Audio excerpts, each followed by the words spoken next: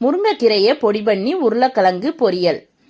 எல்லா குழந்தைங்களும் விரும்பி சாப்பிட்ற உருளைக்கிழங்கு பொரியலை நம்ம ஹெல்த்தியாக கொடுத்தா நம்மளுக்கு மனசு ரொம்ப திருப்தியாக இருக்கும். அந்த மாதிரி இப்போ பண்ணலாம் வாங்க. அதுக்கு நான் ஒரு கைப்பிடி அளவு முருங்கைக்கீரை எடுத்து அதை ட்ரையாக வறுத்து எடுத்துக்கிறேன்.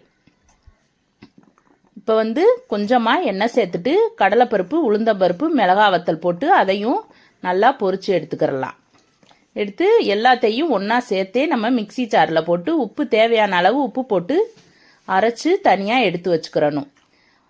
உருளைக்கிழங்க நம்ம எப்பையும் பொரிக்கிறதுக்கு கட் பண்ணுறது மாதிரியே கட் பண்ணி அதை எண்ணெய், கடுகு, கருவேப்பிலை எல்லாம் போட்டு வேக வச்சுட்டு லாஸ்ட்டாக மஞ்சத்தூள், உப்பு போட்டு வேக வச்சிருக்கேன். இப்போ லாஸ்ட்டாக நம்ம பொடி பண்ண முருங்கைக்கீரை பொடியை போட்டு கலந்து குழந்தைங்களுக்கு சாப்பாட்டுக்கு கொடுக்கலாம். சூப்பராக